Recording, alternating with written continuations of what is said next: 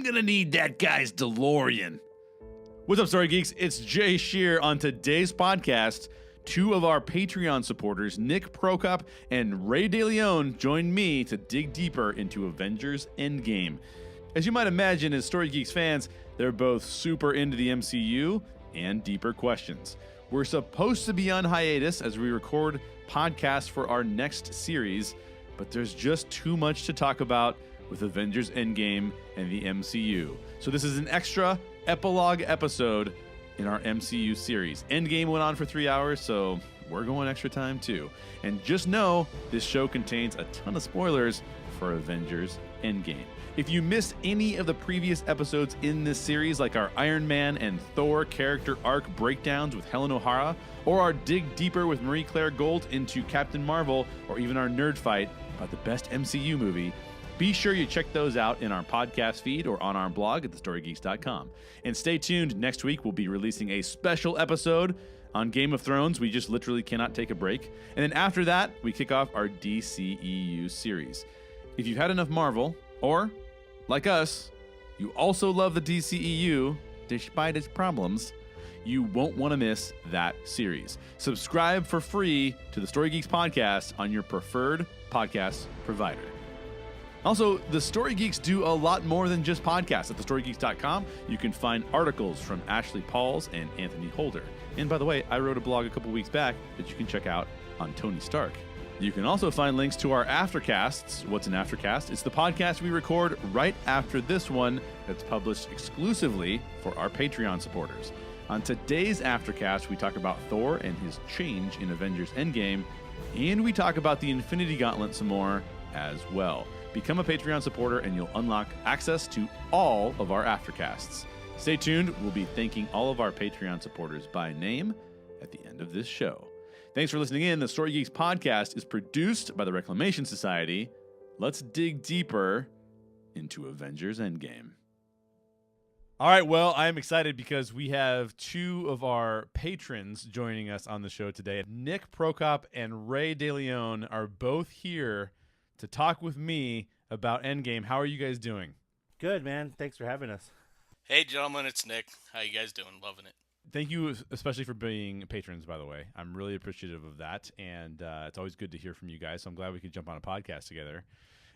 Nick, I'm going to start with you with this question, and this is probably the easiest question on here, because we're going to get a little deeper into these questions, because that's what we always do on this podcast. But what did you think of Avengers Endgame? Avengers Endgame, obviously, it's a culmination of everything we've seen in the MCU so far, and to me, like, Oscars 2020, watch out. They're coming for you. You had closure to the relationships you've seen over the past 10, 11 years in these movies. And just having that character arc come to a great end for Nat, for Cap, for Iron Man. You just had that feeling. And one thing I like to say about this movie and the characters themselves, the reason why we can get so emotional in this movie is we believe these people are who they are playing. So by saying that, I mean Robert Downey Jr. He is Tony Stark. One of the things that makes these so beautiful is you are believing these people are these people.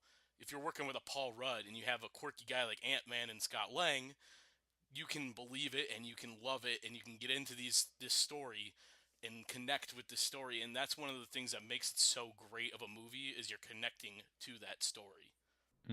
Yeah, it's a really good point, and the casting, like you said, is just spectacular. Ray, what do you think? What do you think of Avengers Endgame? I mean, obviously I loved it, or else I wouldn't have seen it 4 times. Right from the get-go, out of the box, as heartbreaking as it was, to see what happened with Clint and his family. I loved how it changed him as a character. I mean, in that moment, you don't know what it's going to do to him, but I mean, if you've seen enough of the previews, you kind of get an idea. The fact that there was moments you would laugh, cry, cheer, all in the same movie. There was times where I found myself crying because something sad happened, and before I could recover, I was crying because something awesome happened. So I mean, True. It's crazy. I mean, I did the thing where I have to scratch my face so no one sees me crying, but I was like, you know what, forget it. It's just gonna happen. So, if they can get that much emotion out of you in one movie, and not feel cheated, I think they're doing a lot of things right. Absolutely. So one of the things that's pretty common that I hear from MCU fans is that they are just thrilled with the way this ends, and I think I understand exactly why, because Nick, you kind of hinted at this, but it's basically the best possible ending of the MCU, and it wraps up the MCU like 10 years, and this is the 22nd movie, and there are so many storylines going on, and Endgame is magnificent in the fact that it is able to tie all of these things together, which is, I mean, from a writing standpoint, from a storytelling standpoint, that's remarkable to be able to do all of that. I especially liked Tony Stark's character arc. His character arc, I mean, he's been a staple of the entire MCU, but from day one through Endgame, all of the movies that he's done, his character arc is an absolute masterpiece. It's brilliant. I think for me, I need to see it again. I've only seen it once. You guys have both seen it more than I have. I think, Nick, you've seen it twice, right? Twice. And I'm not Ray here, Mr. 4 times. Yeah, 4 times is pretty impressive. I took a break on Sunday. That was a So I need to turn in my geek card to both of you guys, but I was sick, so I didn't get a chance to. I was supposed to see it more times, and I wasn't able to. But I need to see it again, because right now, for me, it hasn't quite made it into the top 5. But I think it's because it's almost too perfect of a wrap up for me, and I was kind of hoping that they would not that it doesn't have surprises or twists. It totally does. But I was hoping for something a little bit more messy or a little less safe in some areas. But having said that, I mean, I don't know.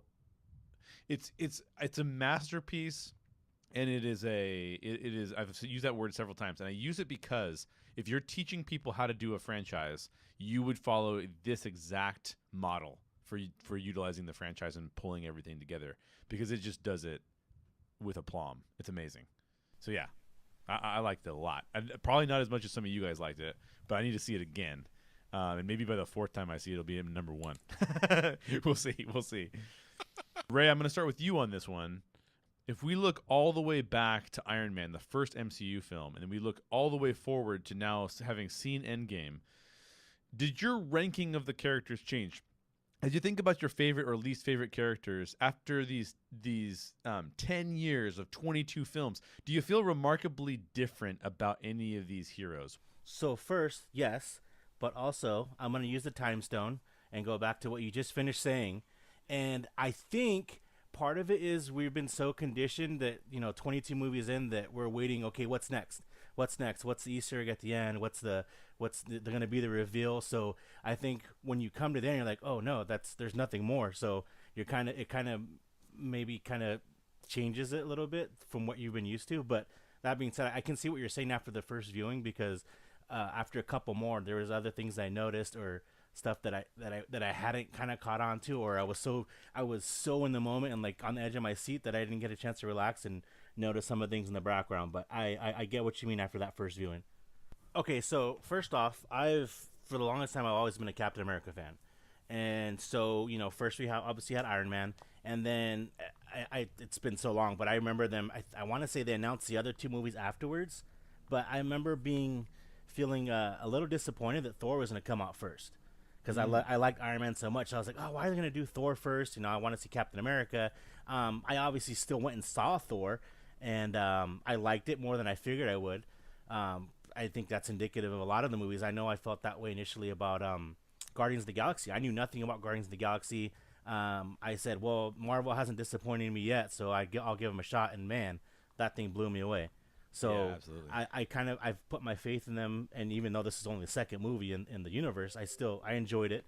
But as far as ranking, after Ragnarok, Thor just shot up from what I felt as far as characters and where I ranked them.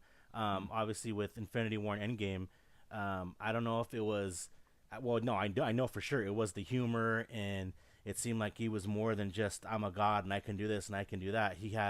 There was more emotion to him. There was more levels to him. Like he was more of that Shrek onion that you unpeeled and have more levels to him. So I think that made a huge difference for me.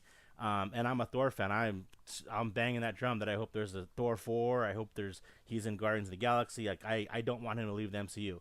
I mean, as much as I don't want any of the characters to leave the MCU, I know at least that there's still a hope that he's going to be there. Yeah, that's awesome. And then secondly, as far as remarkably different as a character, Clint, Hawkeye, Ronin, however you want to refer to him. And I think it's more of a perspective thing for me because, I mean, if you think about it, absent Supermen and Superwomen and superpowers, he'd arguably be one of the baddest dudes on the planet. I mean, he's surgical with that bow. I'm leaving out the direct quote from Training Day, but he's surgical with that bow. He can take on people, and he's hand to hand. There's so many things he can do.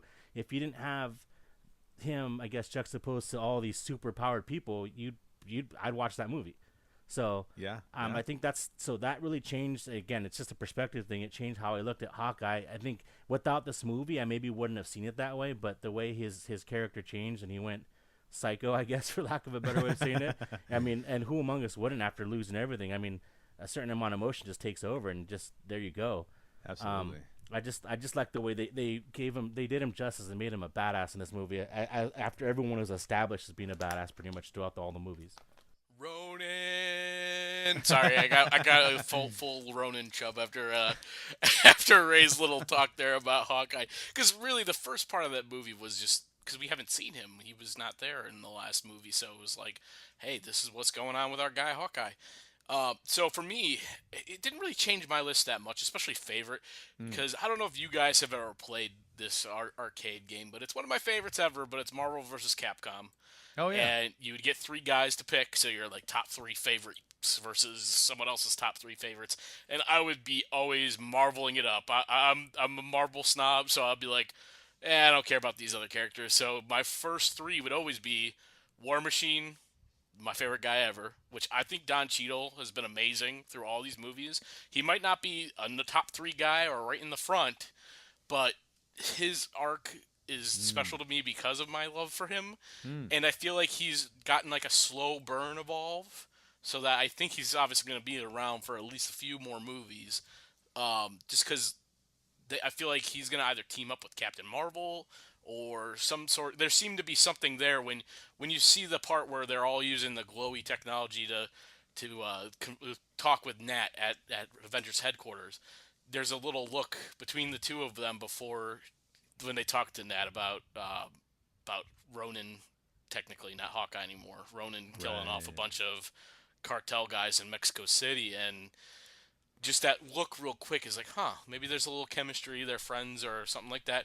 And actually, in the comic books at one point, there was a storyline where Rhodey and Carol Danvers, because of their military history, did have a relationship. So maybe there's going to be, I don't know, MCU doesn't seem to be big on relationships ever since Disney took over, but because like Jane Foster and all that stuff in the beginning is pretty much gone. The only thing we got fan service wise here was Peggy Carter, but there might be a little something there. So like I said, the team up with Captain Marvel would be cool. But the other guys we obviously talk about a lot. The guy that I'm very curious with, and I think to me, Professor Hulk flies up the list in this movie because he's quirky. He's the best of both worlds. He's best of Bruce Banner. He's the best of the Hulk. He's not Hulk smash this, Hulk smash that. He's very... He's got personality and he's got style. He's like, hey, I'm wearing shirts now, guys. Like, the Hulk shoots up in this movie, and honestly, I think he's going to be around for a little bit longer. There's probably going to be maybe some sort of team-up movie at the end of Phase 4, or maybe some sort of duo-type thing going on where Professor Hulk needs to show up, because we didn't get any closure with him in a way, because he just became a character in this movie. Yeah, true. For me, Black Widow and Hawkeye both skyrocketed up onto my list because, like kind of Ray, you were talking about, like Hawkeye was sort of like, man, who cares, right? Like, I mean, he doesn't do much. He's not that interesting. This movie made him super interesting. I loved it. Also, really liked the interplay between him and Black Widow. I think Scarlett Johansson had a lot more to do in this role because she's so emotionally conflicted throughout all of her time on screen. I thought that was fantastic. Tony actually moves a couple points higher on my list, which he was already really high on my list, but he moves a little bit higher. Cap probably stays about the same place. Obviously, his moments are great moments, but he probably stays about the same overall. Thanos moves down a little bit because I did not realize that they were going to take the godlike Thanos with the Infinity Gauntlet and basically not deal with that at all in this film. That was a little bit surprising to me. Who's gonna watch the Hawkeye show if they didn't make him badass before this movie ended? Exactly. Great point, Ray. I mean, now I'm in on watching that show. Whereas I might have just waited. I'm in. I want to see that show. Whatever it is, I want to see it. 100% in agreement with you. 100% in agreement. To tag along on that, I'm actually really curious to see who ends up being Kate Bishop in this storyline. Is it going to be his daughter, or is it going to be someone else? Because it's almost like a tease in the beginning where they show him showing her, "Hey, you're going to learn how to do this, just like your dear old dad." So I'm going to pick up on a couple things. One thing that I'm okay with them moving him into kind of like, I'm going to call him Jolly Green Banner because that's kind of what it seems like to me. I'm okay with them moving into that. Hey, If Tony he's did trying to reference peddle that. vegetables, I'm out. Tony referenced it. Fair game. Yeah. I'm okay with that, but I'm kind of bummed out that we didn't get a bigger, wider character arc for the Hulk. Because I mean, the strength of the Hulk's character to me is the fact that he loses control. And Banner hates that he loses control, but also realizes that there are times when he loses control and needs to become the Hulk so he can defeat bad guys. And you've got that interplay going, but they've never really explored that interplay in the MCU to the point where I would have liked them to. So I'm a little bit bummed that they've moved him on to this new Jolly Green Banner this fast. So I'm a little bit iffy on that part of it. But Nick, you've read more comics than I have, so Probably. the fact that you know, like, hey, this is cool, this is going to be a good storyline, that gives me confidence.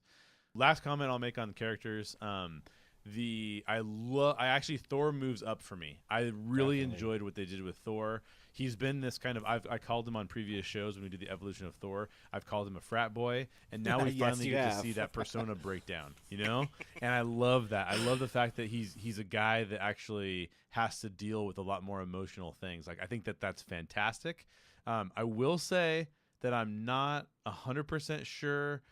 I think it was Helen O'Hara that said he's perfectly suited to be in the Guardians now because they're kind of like a ragtag group of people who are broken, and I agree with that.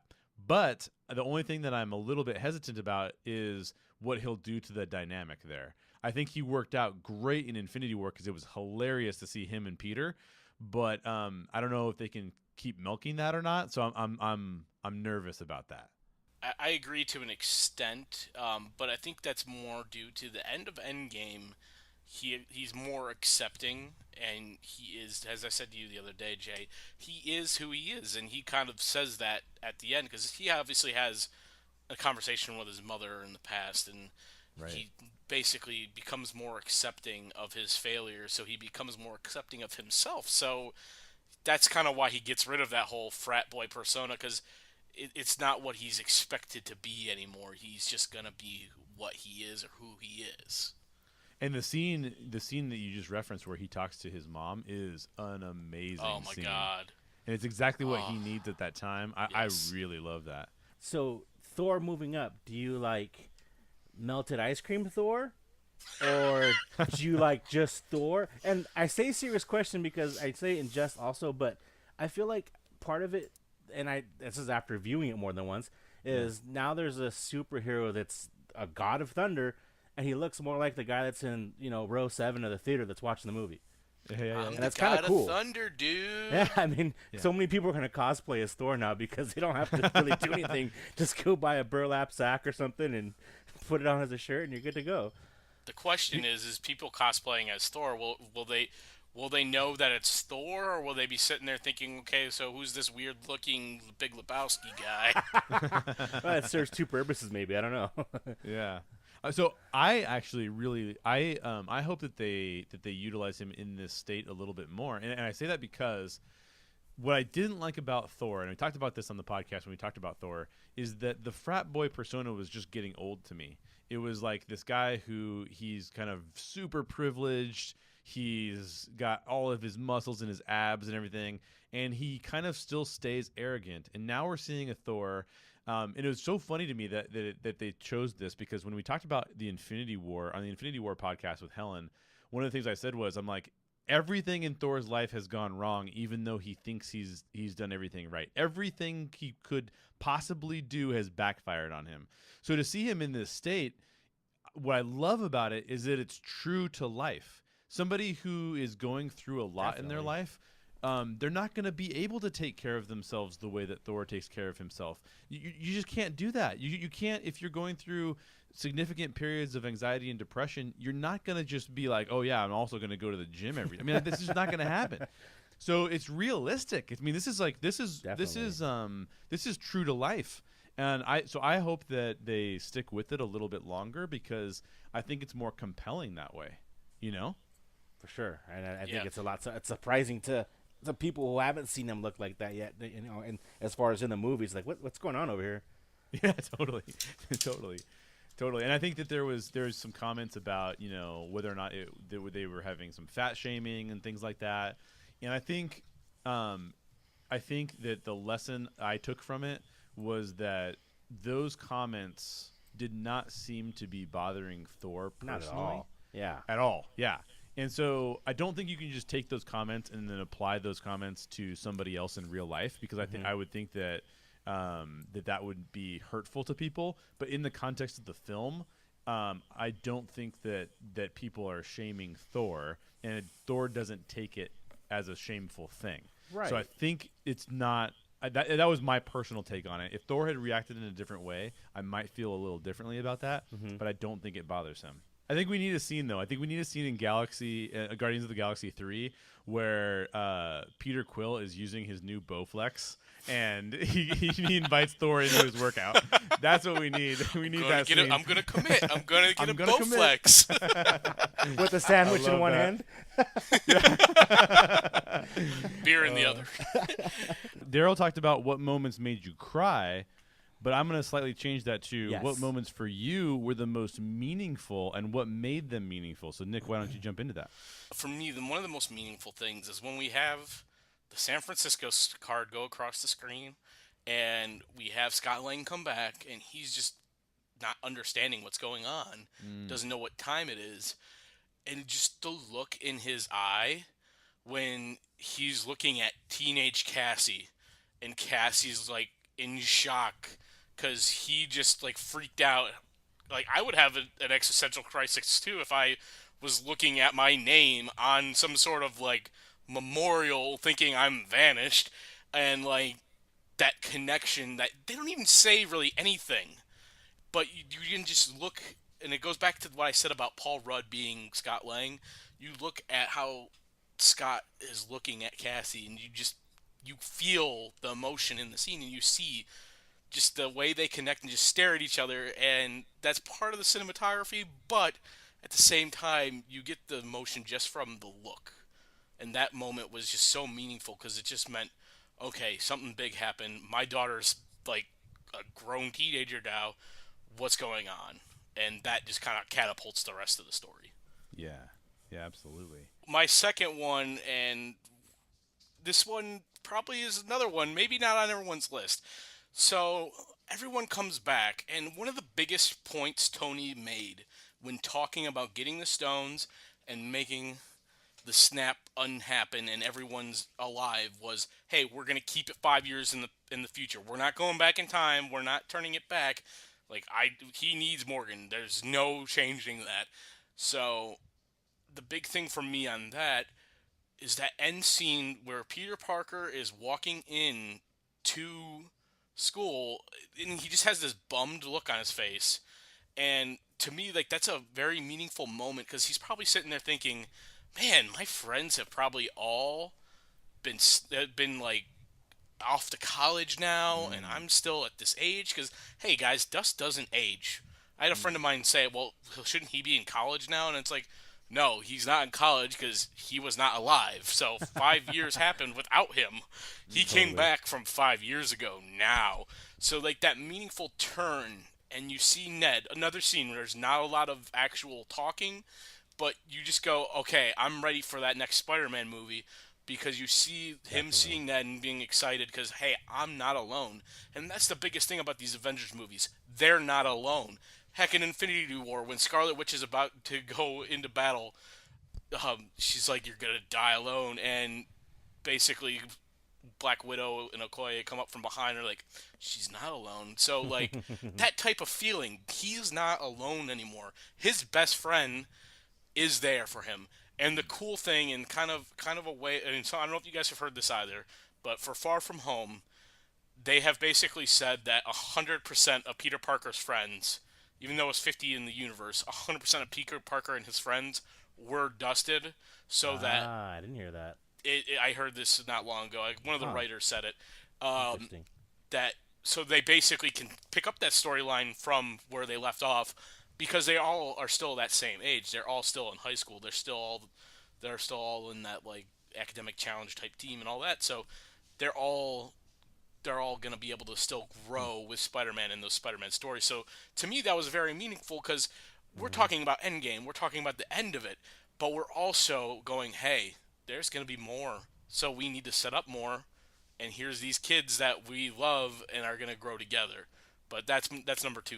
I mean, Ned is one of my favorite sidekicks in the MCU. The guy is amazing. not? Yeah, exactly. So, that's a fantastic moment. And you're right, probably not a popular one that a lot of people have thought about, but it's a really great moment.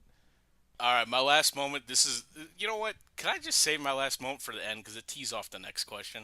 Yeah. We can save yours. Yeah, Ray, let's get yours. Okay, so like you, I do have 3. I'm a bit emotional, so they're you'll love this, Jay. They might all be a tie. Oh no, they're all gonna be a tie. No, they're. I mean, we're not playing soccer here. I know I could come up with a lot more, but my 3 are all in the final battle scene. Actually, for me, one of the big ones was the unspoken "I can do this all day" moment that Cap had while he was going heads up with Thanos. He's beat to crap. Thanos is essentially taking his best shot. He wielded Mjolnir. He brought lightning down on him. His shield's all beaten up. When he lays down on the ground, he straps that thing up nice and tight, takes a deep breath, and gets his ass back up. It's so strong. We've all been beaten in life some way, but you keep plugging away. This man's facing what at that time he figures is likely certain death, and Thanos' army is just staring him in the face, and he's on an island. And the next thing you know, on your left. And I was so awesome. I want to kind of like pose a quick question with what Ray just said because he mentions the whole Mjolnir being wielded by Cap. And something that I've discussed with friends especially is, in Ultron, he just budges it. And I don't know if you guys agree or if there's another theory you might have, but the consensus seems to be that, okay, he's confessed his sins in Civil War. He is now pure again by telling, hey, I know Bucky killed Tony's parents. And we know back in Winter Soldier when he's talking to Armin Zola, it comes across the screen when a bunch of stuff comes across. So, like, he's known for a while and talked to Tony plenty of times since. So, to me, like, to see that he is finally worthy, that helps make that scene even more. Not just the whole, I can go all day and on your left and all those beautiful callbacks. But to me, it's now like, hey, this is the Cap you were meant to be, and now you are truly worthy. I have a slightly different take because I actually think I love that take, by the way. Mine's going to be the exact opposite of that, but I actually really like that take too because basically you're talking about a character arc, which is really fantastic. But I actually have a take that said that I think that Captain America would have been worthy of wielding Mjolnir or Mew Mew. Yeah, because I can't pronounce Mjolnir anyways. It took me forever to learn how to write it. Yeah, exactly. Autocorrect. I think he could have lifted that hammer even before he was a super soldier. And I think that it is a leadership move for him never to lift it until Endgame. Because I think he's trying to say, I know I'm worthy of this thing. I know I can use this, but I want to see Thor live into it. I want to see Thor tested in other ways, and I'm not going to test him in this way until we can really team up together in the final battle. You know, that theory kind of goes back to First Avenger for me, because the way you say that it's non-super soldier Cap, where he's just Steve Rogers, scrawny little guy from Brooklyn. And I think the scene where they're trying to get the flag, and whoever gets the flag will get to ride with Peggy in the Jeep back to the base instead of going through the drills. And that's similar in a way to this whole, is he worthy or not? Because he's like watching these guys just run up this pole, and it's like, guys, there's a screw right here. I'm going to be smart and just pull this screw. Hey, here's the flag. See you later, y'all. Yeah, exactly. What are your other two moments, Ray? So next one, again, trying to go chronologically, is when Tony sees Peter, and Peter's just being he's an overzealous teenager and talking his ear off, and hey, you remember when I faded away and blah blah blah. All Tony wants to do is hug the kid. All he wants to do is hug him, hold him, and just squeeze him. And I think part of me, and I'm just again digging a little deeper, part of me feels like that's kind of the hug he really wanted to give his dad back in 1970. Like he knows what it's like to be a dad now and be there for his child now, and he kind of had that kind of father-son bond with Peter before he actually had a child, and so now he's loved and lost, so to speak, and now he's got him back, and I think that emotion just takes over. Like the battle can wait for half a second. I need to hug you. I need to tell you I missed you and I loved you, man. Yeah, that moment is outstanding. What we were left with when we left Infinity War was so horrific, with Peter's fading, and now that we see them, we get to see that reconnection. Oh yeah, that was extraordinary. Love that moment. Okay, Ray, what do you got? What do you got for your top moment, or your chronologically last moment? Yeah, so the last one is Tony's death. I mean, I know it seems like an easy one, but it's oddly, I didn't cry when I saw Strange put his index finger, and kind of knew what that meant. That this is the one time. Yeah. I didn't cry when he fell down in a heap. I think I was more so just proud of him or for him. Even though it was sad, I just wanted to salute him because I was just like in awe. Like you just did that. Like there was no second guessing it. He jumped on that wire again. And he just did whatever. It didn't matter what the outcome was. That's what was needed to be done, and he did it. Where I did lose it though is when Peter's trying to basically will him back and kind of bring him back to life, and Pepper's asking Friday, life, how much life force he's got in there or whatever it is. I forgot the exact wording, but yeah. And then she just finally realizes, and she tells him it's okay to rest. And I think anyone that's had to witness a loved one fight, a losing battle or a potential losing battle with illness, and had to basically say those words, and how hard that's got to be, and to show her strength to say that and mean it and let him go is just, it just cut me deep. Yeah, man, you just gave me goosebumps just thinking about that. That's a fantastic scene. The only things I have on that scene, obviously we get the big fan service moment right there at the beginning of that part where he's just like, I am Iron Man. And the thing for me though was that scene had more meaning, not just what we're seeing on the surface, but it's a role reversal in a sense, because Cap's always been the sacrificial guy. He's laying it all on the line for everybody. He's the selfless one. Tony's the guy with the knowledge and the skills, and he's been like a playboy, philanthropist, whatever he likes to call himself, but a me guy in the end. And I'm saving what I care about, not basically the rest of the world, even though he kind of is playing it off as I'm trying to save the rest of the world. It's a role reversal in the sense of he's going to sacrifice like what Cap would normally do. And that's honestly why I predicted Cap to die, because I thought, okay, Cap's the sacrificial guy. He will always be the guy. Where it was a role reversal. Tony's had the life. He had that great 5 years with Morgan being the dad. He's finally done everything he can. So he's the one that's going to take the stones, sacrifice it, and win the day. And then Cap's going to turn around, and he's going to get the whole, I get to have a lifetime now, where Tony already had his. Yeah, that's really cool. So what I'm going to do is real quick, I'm going to go through my top three, and then have you guys respond after I've given my top three, and then we'll go into Nick, your final one, before we transition to the next question.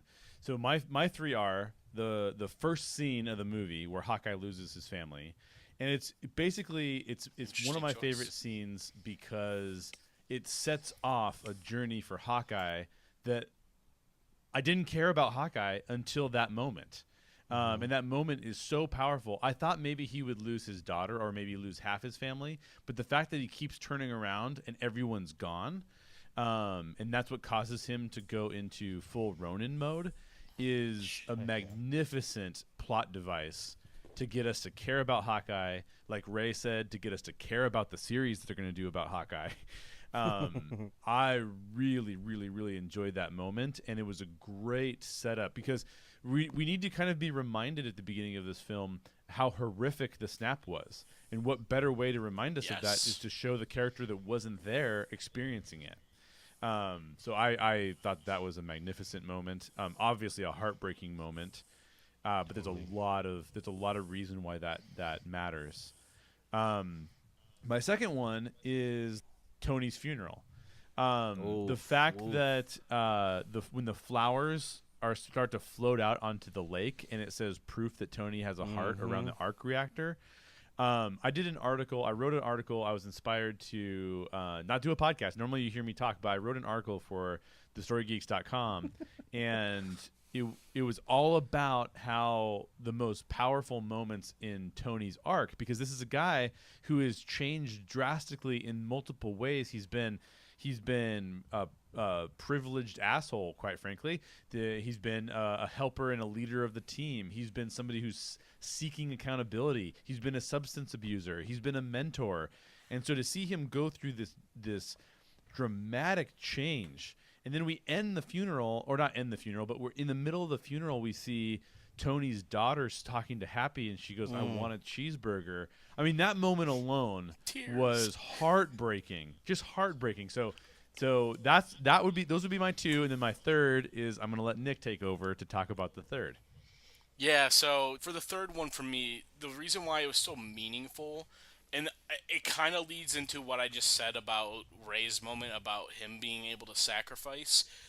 One of the big deals about being an Endgame is you are like getting closure. As I said in the beginning, they're getting closure on different parts of their arc. And one of the biggest ones is the fact that Tony was kind of an a-hole. Like, let's be honest, he was an asshole to his dad. Like, show in the beginning of Civil War. Yep. Like, when he does they do the whole barf thing where he, like, brings back the moment that he last had with his parents before Bucky kills them. And he was, like you kind of said earlier, he's arrogant and all that other stuff, but, like, he regrets it, and you see that in Civil War. You know he just wants to, like, hug his father and just say, hey, you know, you're going to do great kind of thing. And I think it helps also in Tony's arc that he never, like, becomes his dad. He does his own thing. And to go back and kind of see him talking to Howard, it just kind of helps that closure. And on top of it, it kind of goes, okay, I made the right decision. I didn't go in and just be my dad. I did what I needed to do to help the world and be the Iron Man. And just seeing the hug and the emotion at the end in his face, like I said, just the looks. It's those looks that they give each other, because he's just in awe of his father in that moment, because he knows he's going back home to see his wife with the flowers and the sauerkraut in his head, and he's just gonna be like, hey, you know. And the thing I think I love the most about that scene is he doesn't ruin it by going, oh, you should name your kid Anthony or Tony, or, you know, he doesn't ruin it. He goes into it and, like, he's mumbling and stumbling in the whole, you know, I'm Howard Potts, because, like, he just stares at him like, Howard, like, oh my God, I have this moment. I'm grabbing this moment with my father. And it's so powerful, just the way they interacted and having that conversation to be able to close that door in his life. Yeah, and another reason why that moment is so powerful to me, I agree with everything that you said, and one of the reasons it's on my list is one of the most powerful moments as well, is because I don't think that Tony does what Tony does without that moment. So I don't think he snaps his finger and reverses everything and causes his own death without the moment with his father. Yeah, so it's just perfect. Really perfect. So we're going to jump into a question that Ray actually submitted himself, and this is a good jumping off point because the moment we just talked about is a really good jumping off point for this question. And you know that there is a Story Geeks fan when this is the kind of question that they submit. So thank you, Ray. This is a fantastic question. But Ray asked, if you had a few moments with a loved one who passed away, Tony and Cap both get those. Hawkeye almost gets that when he runs back trying to get into the house before he's pulled back. Yeah. If you had that moment, but you knew you couldn't change anything while you were with them, so you can't alter the timeline, you can't change anything that's going to happen down the road, how would you spend the time with your loved one? And then, Ray, I'm going to turn it over to you to answer your own question first. Oddly enough, that was my question. I had trouble thinking of the answer that I really felt was real. But so I went with, I kind of went logically. I said I think I'd want to wait to hear what they had to say to me. Like instead of me just spewing, I have so much to tell you. This happened. I've got so many years left in the world while they've been gone. Maybe I should just shut up and listen. I just what do you want to tell me? Because I don't know how much time we've got. But whatever you've got in your mind, you tell me. Yeah. So all that being said, if there was the time allowed, I want them to know that hopefully things are okay. There's good days and bad days, but there's still more days to be had. So, I'm okay. I wish you were still here physically, but you're still here with me where it counts. So, I mean, however much time we get together, that's great. And when it ends, I won't regret it. That's awesome. That's really awesome. To be able to just sit there and listen and be with them. That's awesome. What do you think, Nick? I'm in similar veins there with Ray because my notes, when I was thinking about this, I was very in tune with the being humble, listen, take in the moment, just the atmosphere around you when you're in that moment too. Just remembering how it felt will key on for the emotion that they're playing on in the movie, what you're trying to get when you're with that loved one. I can remember random moments when I used to be babysat by my grandmother, where one of my favorite moments was just sitting at the table and eating cantaloupe with ice cream in the middle. And I know I'm weird for that, but it's amazing. Sounds and awesome. Yeah. it does sound awesome. But we would just sit there and just eat and enjoy each other's company. So it didn't have to be us talking about everything, but if I had another moment like that, it would be great because I would just be taking in that moment at the table, and we'd just be having fun together, and it would be about that atmosphere and what we were doing in that moment, not just, oh my God, this is what's gonna happen to me, this is what's gonna happen to you. All this, I couldn't do that. It would be more about making that moment for us. Cheeseburgers. Yeah, cheeseburgers, exactly. Cheeseburgers. When you asked this question, Ray, I thought about it, and I realized that.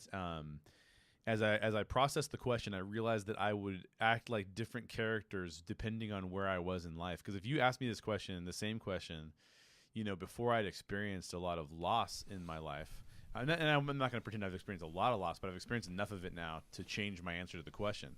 That's fair. But when I first thought about it, I thought, oh, you know what? I would totally have been like Peter. I would have been like, you wouldn't believe what happened, blah, blah, blah. I'd be wanting to talk. I'd be wanting to share. I'd be wanting to talk with them, to have words that are exchanged. But now that I've lost people, I think that my answer would change pretty drastically because now I would just want to embrace them. I would just want to. You kind of talked about it, Ray. I just want to be here in the moment with you, and I just want to share and embrace. I just want to look into your eyes, and I want to communicate that I love you, and that's it. That's all I want to do. So I turn from Peter to kind of then turning into a little bit more like Tony, where there are some words, but the words are meaningful, and then there is an embrace at the end, to then being really more like Cap and Peggy, and there's just this picture of them dancing, and that communicates everything you need to know, because everything is there in that dance that they need to say to each other, and they don't need words for that. So it's funny you bring up that dance and all of those type of moments too, because if you think about it, Cap in a previous movie buried Peggy, and it is kind of stealing a moment with a loved one in the past, even though he goes off and buries her and actually gets to experience that life. But I love what you're going with the embrace, because that hug and just holding that person is just more powerful than anything else, really. Yeah, absolutely. Absolutely. Words are not always the best way of conveying emotion. Right. And that's a lesson I've had to learn over my entire life as a person who talks a lot. We don't know anything about that. What are you talking about, right. Jay? I don't know. That's right. So that's why he wrote the article. Yeah, that's why I wrote the article. Yeah, there you go. He was crying too much, so he didn't want to talk through the tears. Yeah, so exactly. He was like, I gotta write this, guys. I gotta write it down. You have to pardon the typos from all the tear-filled eyes that I was trying to write. All right, so I'm going to transition us into our fifth question. This is more of a plot-driven question, so I'm going to pull us right out of the emotions and pull us right back into the plot.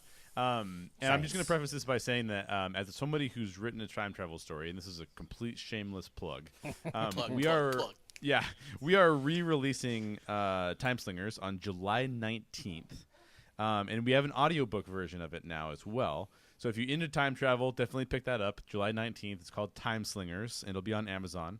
Or if you support us on Patreon for $3 a month or more, you can get the digital version or the audiobook versions, which are free to you. Yeah, for being a patron of ours. So both of you guys get to access that for free based on your support already. Podcast. Yeah, and you get to be on a podcast. Why not? Oh, yeah, it's awesome. Be a Patreon. You get to be on a podcast with Jay and talk about something you love. Exactly. But my question to you guys is this. Yes. What did you think about the use of time travel?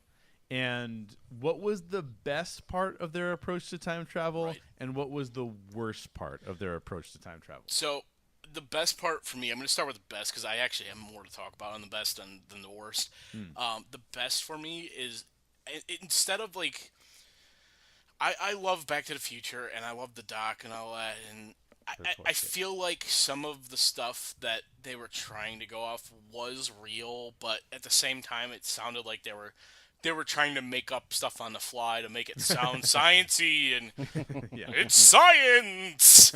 So it very 80s. Come on, that's the thing. So like to me, it was very. This movie, however, with the plot being driven into time travel, they were like, okay, we're going to use real quantum physics. We're going to have Tony test this out on an inverted Mobius strip. You're going to see real things. And he even name drops David Deutsch in one point and also is talking about the Planck scale. And it makes sense because it's real. This is stuff if you went to a scientist and said, hey, let's talk about quantum physics. Like, they would know what Tony Stark is talking about or doing. Like, they would understand it. And to me, like, that realism really drives it for me because it's not like some surreal made-up thing that might not be able to ever happen. I mean, it could be all cockamamie and we're not actually ever going to get it anyways, but to me, just having the realistic view on the quantum physics, that drives it a lot for me. And also it kind of like makes sense that Ant-Man is the guy in this because like the Planck scale, it's really small. It's very small. A Planck length is really, really, really, really small. So, like, Ant-Man, really small. He's the guy talking about quantum physics and becomes really, really small. So, to me, that just makes it even more special watching this real live quantum physics happening in front of your face. And also, one last thing about the best parts about it, when Tony Stark is looking at that inverted Mobius strip and running that test that he has. And the face and that look he has when he's like, by God, I got it. It's just perfect because it's a little more emotion that like, hey, I'm not done. That whole like he can't rest because that tick is in him. He's not going to be able to sleep. And Pepper says that line where it's like, are you going to be able to sleep? And his answer is no. Because we've seen him not be able to sleep in his PTSD from first Avengers. So, for me, the best parts is all that realism on Tony going at it and all the real stuff that he does to make real time travel in this movie. So, I guess, obviously, so many questions. That kind of get that out of the way. That's given. I think anyone that saw leaked photos or, read fan media or speculation articles pretty much knew that time travel was coming. I think that being said, though, I don't think anyone would have guessed it was going to take 5 freaking years later. That was kind of a gut punch. When it started, it started to display at 5. I was okay. 5 days, 5 weeks, 5 years. I was like, wow, Yeah. that's a lot to have to think about what they went through for 5 long years That was an without their emotional family. moment too. Yeah. So I of course like the way it was introduced. I like that it wasn't perfected right away. You know, Ant-Man going old, young, and then baby. You know, that's pretty awesome. Um, I even like you were I saying, think Nick. I peed. Yeah, one of us peed exactly. I think it could have been me. Like you said, I even like that they tried to explain how everything we think we know about time travel is horse crap. You know, if one of those future sports almanacs were to come by for me, though, you know, I'm sure I'd check into one like Back to the Future. um, The Cubs in 2020. I think anyone would be tempted to the opportunity to right a perceived wrong or otherwise change something. I just like how Tony always had the caveat, you know, we discussed earlier, you know, bring everyone back, but don't change, you know, what's happened to me. Of course, he didn't want to lose his daughter, obviously, and the family he's gained, you know, post snap. So, I think about stuff like that as far as the time travel goes. You know, what if I done this, or what if I hadn't done this? And then it kind of gets me thinking. Well, you know, if you change one thing, that butterfly effect thing. If you change one thing, maybe I don't meet my wife, or maybe you know, who knows what happens. So that's just a whole another Pandora's box to open of what could possibly change with timelines and changing things. So I guess it's just one of those paradoxes that probably bewildered, you know, people a lot smarter than me. So for me, that's my best part, just all the variables in it. Nice, nice. So Nick, what were some of your less things you liked less? So the things I liked less about the time travel part in this movie was certain little questions, like Ray just said, that I had that it doesn't seem like it got answered at all, because now I'm curious: is Loki still alive? Is this another tangent? Like when Tilda Swinton's the Ancient One was talking to Bruce Banner and talking about the timelines from the stones, like they're all planted here, and you're creating new timelines. So regardless, you are starting new alternate universes. There's a multiverse now here because you have two Thanoses that died in one movie, two different timeline Thanoses, because one's 2014. He couldn't die in 2014, and they call it the grandfather paradox. You can't go back and kill your grandfather, and Bruce does say this in the point at one point. He says, like, if you go back in time and like killed your grandfather or whatever. He didn't say it that way, but that's the reason why they call it the grandfather paradox. What was your present becomes your past, and your past is like your future now. So it's like totally different timeline that you're on at that point in time, because it's not likely that you're going to get back to that old future. Similar to kind of like what they do in Back to the Future 2, I guess is a good way of putting it. And you have that new Biff kind of thing, because he did the whole, like Ray said, betting on the sports almanac. And I think one of the things for me especially was, um, I'm quick, I'm smart, but like it's quantum physics, man. Like I gotta like sit down and read it for a little bit before like I can like get. So like with how well paced the movie is, you don't have enough time to like fully digest exactly how they get to go back in time in a way, because as soon as he figures it out, it's like, okay, I'm back at the Avengers complex. Rocket just helped me fix this thing and made sure that I know that I'm not the most smartest man in the universe. I might be just the most smartest man on this earth. But they come so quick from, hey, we assembled the team again. We have this machine. Let's go. And to me, like, maybe digging deeper in that story, which we'll talk about later, digging deeper into that would have maybe helped the audience, the regular Joes like me, that would be like, okay, hey, I don't fully understand where you're going with the time travel, but we're just gonna go with what you just said. Yeah, yeah. That's good. That's really good. What do you think, Ray? What are some of the things that are concerned about in regards to the time travel? So my concerns, or they're not really complaints on execution per se, but more so just because I want to know all the things that are in the MCU. So naturally, my biggest thing is the timeline questions. Like I feel like after 22 movies, we've had 11 years now, and I think we've all learned that nothing is a throwaway line in any of these movies. So Right. the Yeah, fact that No, never ever anymore. yeah, she include that through line of what changes when you take one of the stones away and how it alters the timeline and another reality. I feel like that's going to come back to roost somewhere down the line. So in that vein, that being said, you have Loki that now, like you said, has a Tesseract again somewhere. We don't know where or when. So I think that gives us our Disney Plus show. So there's our second setup for another Disney Plus show. Cap went back to take back the stones. He left with Mjolnir on the platform, which we have no reason why he would, but he does because he can carry it now. So he comes back years later. He meets them. He at the lake, and he doesn't have Mjolnir, but now he has a new shield that was demolished in battle. So where did that come from? How many timelines did he just create or change? And bearing all that as a lead, he went back into time and stayed. So what does that do to everything? It's just there's so many things that, and I know I discussed that with you guys offline, is that I'd totally been for a movie or a TV show that showed what happened and when he went back, and those 5 seconds for them, but however many years it took to take everything back and go to all the places. Did he see Red Skull? Did he see Loki somewhere? It just it like one of my big things was, so he goes back and meets Peggy. Does she still help found Hydra? Does found Shield, and does it still remain Hydra, knowing what he knows? That's a valid point. Does he peel himself out of the ice in the other timeline? Where he was buried. Does Nick Fury still have an eye? Okay, now we're going ridiculous here. There's so many things. Flurkins be damned.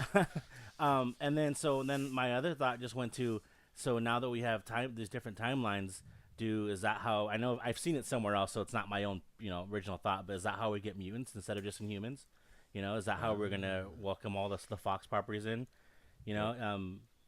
Possibility. Yeah, I had a thought that does that 5 years being gone, do we have the first family that does something to get their powers? Now we have the Fantastic Four. Like there's just so much stuff, and I'm sure we'll get answers in other movies, and that'll all come. But I just want to know now, like Kevin Feige, just whisper it in my ear. I won't tell anybody. Just I want to know. So, and So again, my thing was just a whole bunch of timeline things, and I kind of brought it up earlier. Is for all of Peter's friends, is it 5 hours for them? Did it feel like 5 years? What happened? So one of the things I was thinking about with Cap is there should be some sort of paradoxical problem with Cap being alive twice in the same time.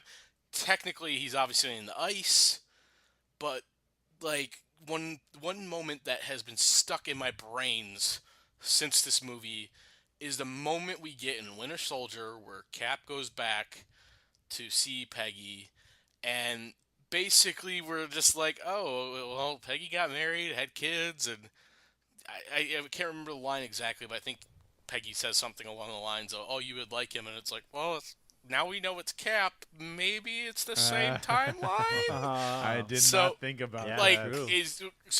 My thought is like Cap thinking, okay, I can't alter the future. Everything needs to happen for a reason so that I can get here to be with Peggy.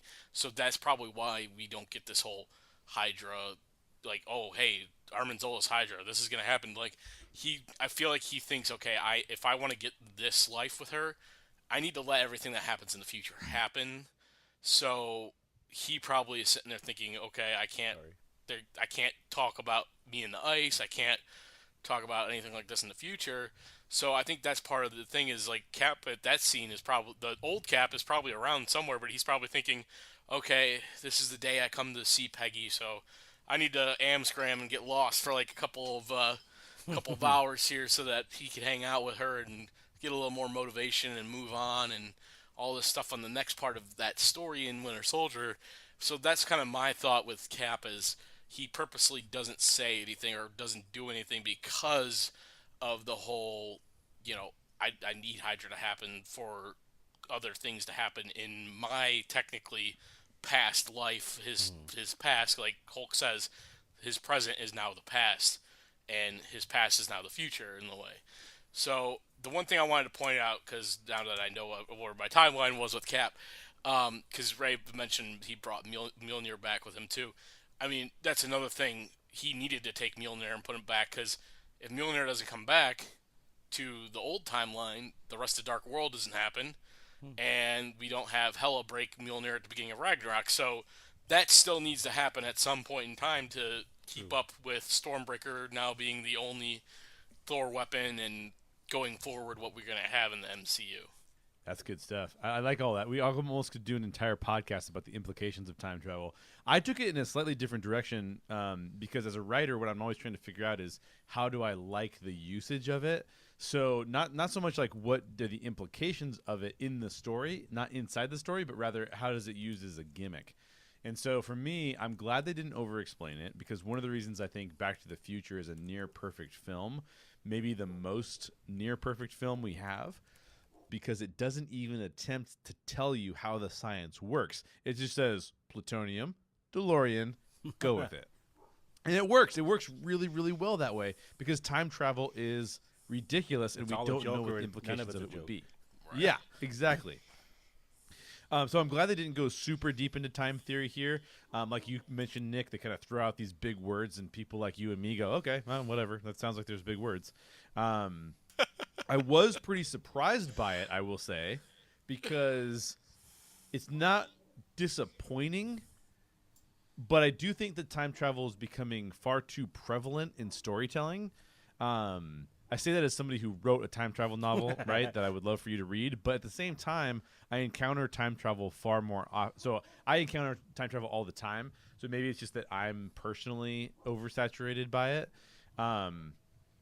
But generally speaking, I think that time travel is best when it's a central gimmick or a central theme, like Back to the Future, or when it's used in like a one-off way that it can't be replicated, right? Because you see the time travel happen, and then you don't have to deal with it in 10 other movies. It just happens for that one time, and we're not going to use it again. Because as you guys are talking about, what are the implications? And there's so many implications that it's almost best if it just happens the one time and we don't see it again. So it's interesting to me to see them use it here because it has so many implications. You guys talked about multiverse and you talked about all the specific examples of the ways that characters could or could not come back. I think the MCU and the way they use time travel here is somewhere in the middle of what I'm comfortable with. It's definitely not doing the super easy, like, oh, here's how it works. It's just like, just believe in it and don't worry about it. But it's also not doing the ridiculously, it's all about time travel. You should pay attention to all the time travel because that's how important it is. It's somewhere in the middle, and I think it kind of works. It works okay for this specific story, and it kind of subverts what we think is going to happen because we all thought it was going to be the time stone, right? And it's like, oh, it's not the time stone. Interesting. So I'm kind of like somewhere in the middle, but I'm glad it wasn't a time stone. Honestly, just to point that out, I'm glad it wasn't a time stone because I feel like to get to the stones, you needed to have some sort of thing, and it was teed up well with Ant-Man and the Wasp. You knew it was going to be the quantum realm, but you needed something, a time vortex like in the quantum realm, because I feel like if it was the time stone, it would cheapen the time stone a little bit, and on top of that, the gravity of what Thanos does in the beginning of the movie is ruined by having the time stone around to just undo that. Because honestly, if it's the time stone, then you just use the time stone to just before he blows up the rest of the stones, and okay, you don't blow up the rest of the stones. We just took them all. So, all right. So we're going to transition into our last question. We have a couple more questions that we are going to still be answering, but those will be available on our AFTERCAST. All of our patrons get access to our AFTERCAST. Become a Patreon supporter. Do it. Yeah, do it. That's where all the good answers are going to be. That's where all the good answers are going to be. That's right. Yeah. That's what Ray and I have been saving everything for. So why are you even listening to this? Go get the Patreon already. Come on. So the last question is this. Would you change anything about this film? And if you would change something about this film, what would it be and why? Okay, so yes. I've got two, and my changes are definitely 100% the geek in me, and they're pretty nitpicky, so bear with me. But one thing I change is I want to know what that freaking sword or whatever Thanos has is made of. What metal, where is it from? It cuts through Cap's shield like it's a freaking tin can, you know? And that thing's taking blasts from Iron Man. It's taking bashes from Mjolnir. It's, all this other stuff, but it just sliced right through it. So I just like I said, the geek in me wants to know what it's made out of. I'm sure maybe they address it at some other point, but I think another bonus is then the MCU has established another powerful super metal somewhere in the universe. that maybe gets factored into another movie somewhere. I have a theory. So, vibranium became part of Wakanda based on a meteor hitting Wakanda and enriching the ground. Maybe that meteor came from the planet from Thanos' sword, or wherever Thanos' sword was created was that planet, and that meteor fell out, came flying towards Earth. But hey, that's just a theory. That's just kind of where I'm going with that. I like that. I like that. Okay, so as I've established already, I've seen it 4 times. 2 times no bathroom breaks. So if you're scoring at home, I'm batting 500 there. At the memorial in San Francisco, every time I was looking for Easter egg in the names, who was snapped away. I felt like it would have been an interesting place to include some of the names that are now available through the Fox merger. I think you could, even if it was, I can't Photoshop anything to save my life, but I feel like it would have been an easy digital ad to kind of just bury some names that we would recognize from that other universe that are now, that were snapped away here, and then maybe with the alternate timelines, it just changed everything and introduces those people into it. I think the one issue with that, though, is I think that Vanished Memorial was just the Vanished in that area, maybe. I took it as just everybody. And that's the thing, like, if it is just that area, because, I mean, if it was everybody, you would need way more stones than what they had in that park, but I feel like if it's just that area, then maybe it's hard for them to do, like, hey, we have these characters out in, like, New York City area or something like that we're going to throw their name up on a board in San Francisco. I mean, that's just my thought process. It just feels like the way the stones are set up, it's just like the Bay Area Vanished. But, okay, so my 2, and this was, like we said earlier, this is a masterpiece. It's such an epic film. It's really hard to change things because there's so much fan service in this movie. There's so many beautiful moments. There's just, like Ray was talking earlier, with how you have that moment where you have the on the left and all that whole huge Avengers Assemble scene. Like, there's so much beauty to everything, and like I've been pushing, like the quiet emotional parts. It's one of those things that it's so hard to find spots. However, for me, the 2 spots at the end that I really, really, really want to change, something Ray just wants to change, so figure out, is the Soul Stone, and it's something I was hoping so badly for. Was, okay, Cap goes into the suit, he goes back in time, he goes and puts the stones back away. And here's the thing, I kind of felt when he's going back in time, especially when you see that scene with him looking at Peggy, it's like, oh, this is definitely some foreshadowing here. Something's going to happen at some point where he's going to see Peggy, he's going to talk to Peggy. It might not be right in this scene, but there's going to be eventually a moment where he sees Peggy. So my thought was, okay, he's going back. He puts the stones back, he puts Mjolnir back so the Thor movies can happen. I was thinking, okay, he's going to put the Soul Stone back. He's going to go to the top. He's going to see Red Skull. He's going to throw the Soul Stone back down into that little circle area where we've seen now Black Widow and Gamora passed out, everlasting sacrifice. Awkward encounter, by the way. Yes, that would be so weird. Like, really, like, oh, how you doing? How's I remember you. things? Well, it's funny you say that, Ray, because, like, when Clint says, go tell it to the red-faced man, I'm like, no Cap emotion, no, like, huh? What red-faced man? He's just so in the depth of losing Natasha Romanoff that he's not thinking of, I'm thinking about my friend. What did he just say? So when he does put the Soul Stone back in Vormir, one of my curiosities and my thought process was, yes, it might be an everlasting sacrifice, but if you throw the Soul Stone back, one of the theories was whoever you sacrificed is in the Soul Stone. So if you throw the Soul Stone back, that person comes back. In my opinion, that's what would be great, is like, okay, instead of seeing Cap come back on the platform, boom, you got Natasha Romanoff, Black Widow's back, and you have a new future Black Widow movie instead of what we're probably going to have with this prequel that they're talking about with her, which I'm sure is going to be great. I'm going to go see it, but my thought process is, You bring her back on that platform at the end, and then you tee up like, hey, she's gonna help run Shield, and she's gonna have her own future adventure in a movie at some point. Instead, we're probably gonna get more of an origin story and how we're probably gonna get Jeremy Renner back in some shape or form because they're gonna Show instead me of Budapest. That's all. yes, that's what I was just gonna say. We're gonna see Budapest.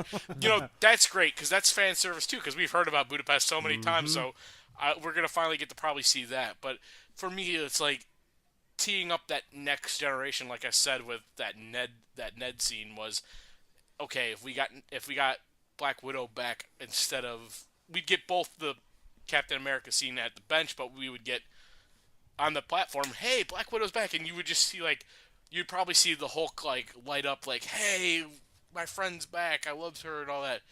That would have been something I might have thought about changing in the future. But I get it. Contracts are up, even though technically she's probably got one more movie because of the prequel.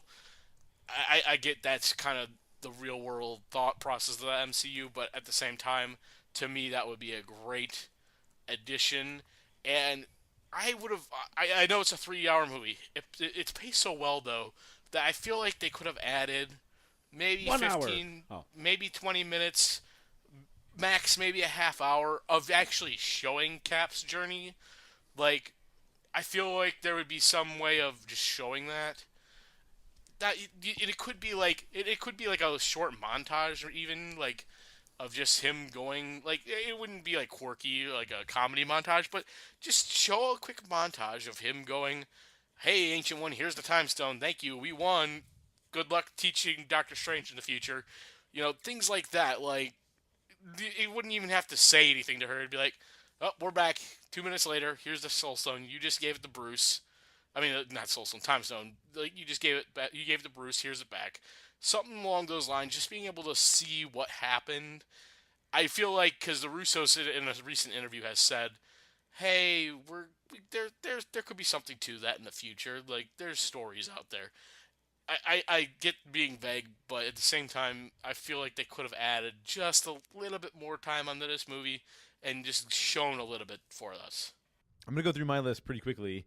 So the first thing I have on my list is I don't think I would have gone with I keep calling him Jolly Green Banner, and only because I would have liked to seen more character development. I would have liked to seen more Hulk movies, and I know they couldn't do that. Nick, we talked about that earlier. They can't do that. So I would have liked to seen him fighting those inner demons more, and we didn't get that. So that would have been better in my book. But I get it. I also think I would have gone with Hawkeye sacrificing himself instead of Black Widow, and mostly because I think Hawkeye becoming Ronin is so cool that him dying in that moment. And her getting to continue on and seeing Black Widow in the all-women's hero shot would have been awesome, right? So, like, the fact that she's missing from that hero shot is kind of like, oh, it's kind of a bummer. And I think that Hawkeye could have died in that moment, and I would have been like, yeah, Hawkeye died a badass. So he went from being like, oh, he's okay, to then being like, I don't know, he's kind of forgettable, to being like, he's the best, and then he dies the best. Save the world. And we still would have gotten that series we were talking about, Ray, where he's Ronin and he's doing all of the things that he's doing. We still would have had that series, right? So I kind of would have gone that direction probably. It's like a Darkest Timeline series. I love it. Yeah, exactly. One idea I threw out on Twitter to solve both those two problems that I just mentioned would actually be what if Bruce Banner actually sacrificed the Hulk? That would have been really fascinating, and would have set up some really strange things. But so the only last thing I would have probably not done, just me personally, I don't think I would have shown old Cap. Now everything would have happened the same way. He would have still been dancing with Peggy. I understand that there needs to be a moment where the legacy is transferred to Falcon. I get that. I'm just not sure I would have done it with a visit from old Cap. I almost feel like it would have been more powerful if they got like a package back in the time machine, the time travel machine, and they get it back, and they're looking at it, and he's looking through it, and he realizes that the Cap has transferred the legacy to him, like via like photos and stuff like that or something. Oh, that nice. would have been really interesting. We could have even True. seen photos of Cap giving the stones back, like you guys talked about. And then in that moment, what's that? I miss you Postcards? from Boromir. Greetings from Boromir. Morak says hello. Awesome. Yes. That'd be an What's up with all awesome these extra lizards? on the DVD or the Blu-ray. That'd That be awesome. would be awesome. I think we need that now on Disney Plus. I'm gonna talk to one of my artist friends and see if he could do that. That'd be great. Yeah, do it. That'd be epic. So I would have ended probably with Cap and Peggy dancing. I think that moment was so awesome that I didn't need any more of that. Now, having said that, one of the things I would say that I would not change is that I do think that the legacy stuff were really good choices. I think that Gwyneth Paltrow was a real. Now, I have to say, I'm not necessarily a big Gwyneth Paltrow fan outside of the MCU, but in the I'm with MCU you as there. Pepper Potts, she's awesome. Yeah, I think a lot of people say that, right? Like it's like we're not. But she was great in the Iron Man suit in the moment that, that was has. amazing. Well, Yeah, she was great. and all the Avengers had basically assembled, and then, boom, that Iron Man type of move. Because her suit is almost like a Mach 1 in a way, because it's like, well, not Mach 1, because that's the cave one, but you know what I mean. Like, it's more of an earlier Iron Man suit, because it's kind of like when Iron Man 2, when he flies into the expo and just does that boom in the beginning of the movie. It's kind of what she did, and she's like, I'm here. How you guys doing? Rescue is here. Yeah, that was cool. That was so cool. And I think that her moment she had where she kind of moves Peter aside, and you guys talked about it earlier, and she tells him tells Tony that he can go, was a really powerful moment, and it sets her up really well as a really powerful, strong character, even though she's experiencing those emotions herself. So, not sure about how that would look as like an Iron Man movie where it's basically just Pepper. I'm not sure how that would look, but I would watch it. I would be down to watch it and try it out. Valkyrie as Lady Thor would be amazing. Epic. I'm in for that. I'm so in for that. I think that's on the works, honestly. Yeah, it's got to be because it's just perfect. In the way that he handed off the legacy to her was fantastic. Yeah. Yes. Really like that. So I realize these are things that I'm not changing. I'm saying they're good, but I just want to get them out there. And the last one would Say be your piece, man. There's so Good much in podcast. this movie. I mean, I'm sure Yeah. there's stuff we haven't talked about. That's like so much people are stuff. probably screaming at this podcast, like, "You idiots! You didn't talk about this." Oh, I know. Podcast is longer than the movie. Yeah, exactly. And there will be enough Endgame content from the Story Geeks. I guarantee you that we will go through this over and over. But the last one I'll mention is I'm not sure how the legacy stuff is going to work with Cap because Cap is such a unique character. This is nothing against Falcon. It's nothing against Winter Soldier. Obviously, they've chosen Falcon. It makes sense that they chose Falcon, but I don't know how you make that changeover because Cap is so unique. And if you look at Falcon, his character arc has been awesome, but his character arc has always been to be the lighthearted sidekick guy. Yeah. And that's not really what we get from Captain America. If you look at Bucky, I understand why they didn't choose him because he has this super dark past, which Captain America doesn't have. So I get why they chose Falcon over Bucky, but I don't understand how you make it work with them being Cap. I need vibranium wings. That's what I need. I need vibranium. I need that'd be great. some Now, mods. Now, to be fair, I do think that there was a really interesting moment that was captured that I haven't heard anybody talk about yet, but I don't know if you guys noticed this. You guys saw the movie a lot more than I did, but when Captain Marvel catches Thanos' hand, it's basically the same move that came from Infinity War. I did see that, yes. It is. Yeah. But then she one-ups it and just pushes him back. That was awesome. Exactly. So I'm wondering if that moment there is actually a passing of the torch to giving her more authority because the comparison to Cap right there. So I have a take on this too because I feel like I feel like I like where you're going with that whole passing of the torch. I feel like she's being more successful with it at that moment in time because her powers come from the Space Stone. She is the Tesseract basically.